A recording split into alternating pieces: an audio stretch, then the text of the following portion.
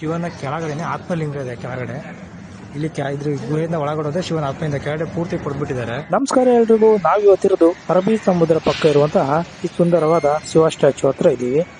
ಇದು ಕೇರಳದಲ್ಲಿ ಅತ್ಯಂತ ಎತ್ತರವಾದ ಶಿವ ಸ್ಟ್ಯಾಚು. ಸುಮಾರು 58 ಅಡಿಗಳಷ್ಟು ಉದ್ದವಾಗಿದೆ.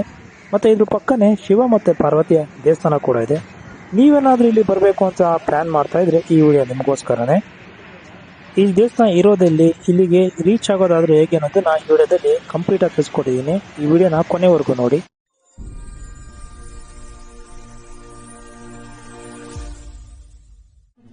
ಆಸಿಮಲ ಶಿವ ಟೆಂಪಲ್ ಹೋಗ್ಬೇಕು ಅಂದ್ರೆ ತಿರುವನಂತಪುರ ರೈಲ್ವೆ ಸ್ಟೇಷನ್ ಇಂದ ಕೆಳಗೆ ಇಳ್ಕೊಂಡ್ಬಿಟ್ಟು ಬಂದ್ರೆ ಇಲ್ಲಿ ಬಸ್ ಬರುತ್ತೆ. ಬಂದೇ ಬಿಡ್ತು ಬಸ್. ಬೆಳಗಿನ ಜಾವ ಯಾವಾಗ್ಲೂ ಇರುತ್ತೆ ಬಸ್ ಹತ್ತಿವಿ. ಇದು ಪೂವಾರ್ಗೆ ಹೋಗುತ್ತೆ. ಅಲ್ಲೇ ಆಸಿಮಲ ಅಂತ ಹೇಳ್ಕೋಬೇಕು ಶಿವ ಟೆಂಪಲ್ ಅಂದ್ರೆ ಕೇಬ್ ತಪ್ಪಿಕೊಳ್ಳಿ. ಆಟೋದಲ್ಲಿ 200 ರೂಪಾಯಿ ಕೆಳಗಿರೋ 66 ರೂಪಾಯಿ, ಬಸ್ಸಲ್ಲಿ 60 ರೂಪಾಯಿ.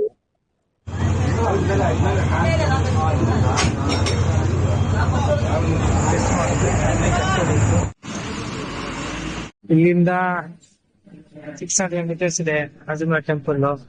ಬಸ್ಸೇ ಹೋಯ್ತು, ನಾವು ನೋಡ್ಲೇ ಇಲ್ಲ. ಈಗ ನಾವು ಆಸಿಮಲ ಶಿವ ಟೆಂಪಲ್ ಹತ್ರ ನಡ್ಕೊಂಡು ಹೋಗ್ತಾ ಇದೀವಿ. ಇದೇ ಎಂಟ್ರೆನ್ಸ್ ಹಿಂದೆ ಕಾಣ್ತಿರೋದು.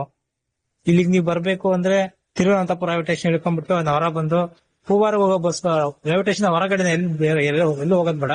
ಹೂವಾರ ಹೋಗೋ ಬಸ್ಗಳು ಯಾರೇ ಹೇಳ್ತಾರೆ ಅಲ್ಲಿ ಆಸಿಮಲ ಅಂತಂದ್ರೆ ಇಲ್ಲೇ ಇಳಿಸ್ಬಿಟ್ಟು ಹೋಗ್ತಾರೆ. ನಡ್ಕೊಂಡು ಹೋಗ್ತಾ ಇದೀವಿ ನೋಡಿ. ದೂರಿನ ಸ್ಟ್ಯಾಚು ಹೇಗೆ ಕಾಣಿಸ್ತಾ ಇದೆ ತೋರಿಸ್ತಾ ಇದ್ದೀನಿ. ಇವಾಗ ಸಮಯ ಸುಮಾರು 5 ಗಂಟೆ. ಇನ್ನೂ ಹೆಚ್ಚಾಗಿ ಜನ ಯಾರು ಸೇರಿಲ್ಲ. ಹಾಗಾಗಿ ನಾವು ಸ್ಟ್ಯಾಚ್ಯೂನ ಸುತ್ತ ಮತ್ತೆ ದೇವಸ್ಥಾನವನ್ನ ನೋಡೋಕೆ ತುಂಬಾ ಅನುಕೂಲವಾಯಿತು.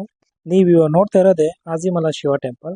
ಇದು ತಿರುವನಂತಪುರಮಿಂದ ಸುಮಾರು 22 ಕಿಲೋಮೀಟರ್ ದೂರದಲ್ಲಿದೆ ಮತ್ತು ಕೇರಳದಲ್ಲಿ ಅತ್ಯಂತ ಎತ್ತರವಾದ ಶಿವ ಸ್ಟ್ಯಾಚು. ಇದು ಸುಮಾರು 58 ಅಡಿಗಳಷ್ಟು ಉದ್ದವಾಗಿದೆ. ಅರಬ್ಬಿ ಸಮುದ್ರ ಪಕ್ಕ ಇರೋ ಆಸಿಮಲ ಶಿವ ಟೆಂಪಲ್ ನ ಓಪನಿಂಗ್ ಕ್ಲೋಸಿಂಗ್ ಟೈಮ್ ಹೇಳ್ತೀನಿ, ನೋಟ್ ಮಾಡ್ಕೊಳ್ಳಿ. ಬೆಳಗ್ಗೆ 5 ಗಂಟೆಯಿಂದ 12 ಗಂಟೆವರೆಗೂ ಓಪನ್ ಇರುತ್ತೆ. ಮತ್ತೆ ಸಂಜೆ 4 ಗಂಟೆಯಿಂದ 8 ಗಂಟೆವರೆಗೂ ಓಪನ್ ಇರುತ್ತೆ. ಮಧ್ಯಾಹ್ನ 12ರಿಂದ 4 ಗಂಟೆವರೆಗೂ ಟೆಂಪಲ್ ಕ್ಲೋಸ್ ಇರುತ್ತೆ. ಸೊ ಟೈಮಲ್ಲಿ ಯಾರು ಹೋಗಕ್ ಹೋಗ್ಬೇಡಿ. ಸ್ಟ್ಯಾಚ್ಯೂವಿನ ಪಕ್ಕನೇ ಶಿವ ಮತ್ತೆ ಪಾರ್ವತಿ ದೇವಸ್ಥಾನ ಇದೆ. ಇಲ್ಲಿ ಯಾವುದೇ ತರ ಡ್ರೆಸ್ ಕೋಡ್ ಇಲ್ಲ. ನಾವು ನೋಡ್ತಿರೋ ಶಿವನ ಬಲಗೈಯಲ್ಲಿ ಡಮರುಗ, ಎಡಗೈಯಲ್ಲಿ ತ್ರಿಶೂಲ, ಕೊರಳಲ್ಲಿ ವಾಸುಗಿ, ತಲೆ ಮೇಲೆ ಚಂದ್ರ ಮತ್ತೆ ಜಡೆಯಲ್ಲಿ ಗಂಗೆನ ಕೂರ್ಸ್ಕೊಂಡಿರೋನೆ ಗಂಗಾಧರೇಶ್ವರ. ಇಲ್ಲೇ ದೇವಸ್ಥಾನ ಇದೆ, ಶಿವನ್ ದೇವಸ್ಥಾನ. ಇದು ಗಂಗಾಧರೇಶ್ವರ, ಶ್ರೀ ಗಂಗಾಧರೇಶ್ವರ ದೇವಸ್ಥಾನ. ಅಲ್ಲಿ ನೋಡಿ ಗಂಗೆ ತಲೆ ಮೇಲೆ, ಶಿವನ್ ತಲೆ ಮೇಲೆ. ಹಾಗಾಗಿ ಗಂಗಾಧರೇಶ್ವರ ದೇವಸ್ಥಾನ. ನೀವು ಬರೀ ಶಿವ ಸ್ಟ್ಯಾಚ್ಯೂ ನೋಡೋದಲ್ಲ, ಶಿವ ಸ್ಟ್ಯಾಚ್ಯೂ ಕೆಳಗಡೆ ಇಲ್ಲಿ ಕೇವ್ ಇದೆ. ಶಿವನ್ ಸ್ಟ್ಯಾಚ್ಯೂನ ಕೆಳಗಡೆ ಕೇವ್ ಇದೆ. ಇದ್ರೊಳಗಡೆ ಹೋಗ್ಬೇಕು. ಆಕ್ಚುಲಿ ಇಲ್ಲಿ ಬರ್ದಾರೆ ಆಸಿಮಲ ಒಳಗಡೆ ಕೇವ್ ಒಳಗಡೆ ಬಿಡ್ತಾ ಇದಾರೆ. ಬನ್ನಿ ಇಲ್ಲಿಂದ ಕೇವ್ ಹೋಗೋಣ.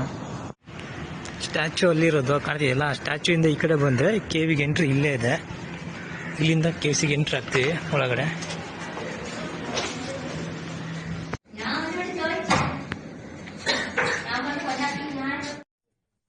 ಶಿವನ್ ಸ್ಟ್ಯಾಚ್ಯೂ ನೋಡಿದ್ವಿ, ತುಂಬಾ ಚೆನ್ನಾಗಿ ನೋಡ್ತಾ ಇದ್ರಲ್ಲ, ಎಷ್ಟು ಸುಂದರವಾಗಿದೆ.